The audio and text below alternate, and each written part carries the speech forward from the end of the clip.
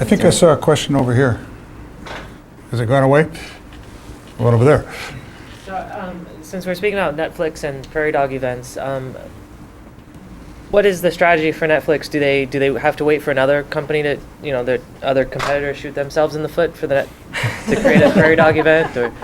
Well, I think Netflix needs to take care of the customers that they have. They need to start expanding their platform so that people really want to be there. Maybe adding social, maybe adding. I don't know what the answer is for them without doing an intense analysis, but they really need to think about how are they going to play there, especially in light when you have Apple and Google. They're all starting to talk about TV services and streaming services now.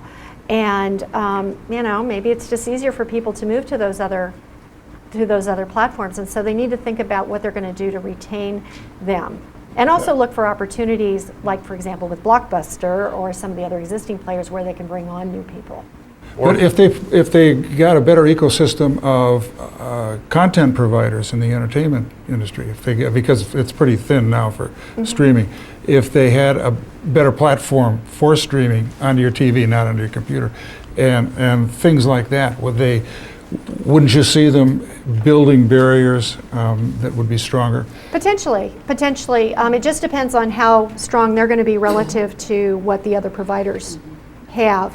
But maybe also thinking about what are the other things people do when they buy movies. Right. What other, do they maybe want to chat with their friends and talk about movies and make fun of housewives as they're watching on TV? Who knows? They could move into all kinds of other ways that they can embed. And so once people are on the platform, if people are talking on their platform, they're going to come back because their friends are there and they want to talk to their friends. So in some ways, they missed an opportunity, but no one has really dominated that opportunity yet. So it's kind of I think open. You're exactly right. There's so much more they could do with it. They delighted their users a little bit, but I think they fell asleep.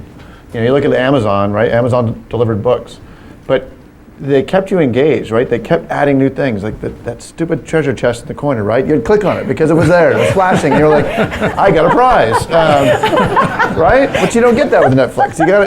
Where is the engagement? How are you getting delighted? Why are you coming back to it? And so, Amazon always kept thinking about that. They're like, the recommendation engine got better. They added some new stuff. Toys R Us now is a new tab, and things just kept coming onto it that they just kept innovating on. And I think they got to go back.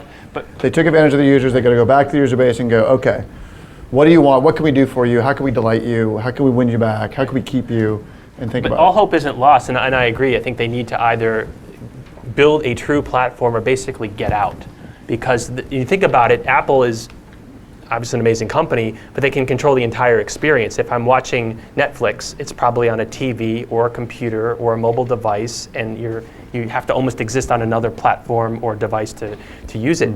So that's a risk for them. But on the positive side, they have this incredible trove of information. There's this process called collaborative filtering that I mentioned in the book, and Amazon uses it, and basically tagging information, right? So when I blog, it's the sort of antithesis of it back in the old days going into a library, and the book was only in one section because, right, it was a biography. It wasn't under business. It wasn't under something else. So they know who watches what movies and if they rate them. And that's valuable information because, again, in terms of e-commerce functionality, what if they were, and this is tricky, gently able to suggest things? So one of my favorite show, anyone ever see Breaking Bad? About the high school chemistry teacher who starts manufacturing crystal meth because he's got lung cancer and a pregnant wife? Unbelievable show.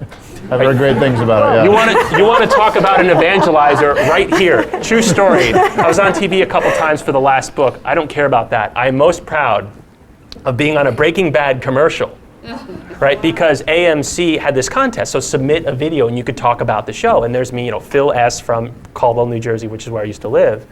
And I'm talking about how a lot of shows will blur the line between good and bad, and Breaking Bad obliterates it. And that's in there. And I saw that and I'm thinking, I've turned on so many of my friends to this show that what if they could tap into that social aspect? You got someone who's rating it 5 stars, I can't wait, unbelievable show. What if they can connect? And there are services out there that do it. There's one called Get Glue. if anyone's ever heard of that. You can literally watch a show in theory with someone in real time. But again, you could do this on Facebook too. I could be watching Facebook, and if you look at the statistics now, this isn't 1985 when people just watch TV. People are watching TV and texting it on their iPad or on their laptop. They're doing a million different things, right? I don't know how people can actually pay attention to the show. So what can they do with that information? Again, I don't have all the solutions, but if you're focusing on being a standalone service, and this is why I think Netflix really screwed up, that's really dangerous because you're giving more fodder to companies that have these platforms and go, yeah, why don't we expand our video or our movie plank? Because the studios are going to make deals with whoever can make the money. I don't think they're that loyal to Netflix.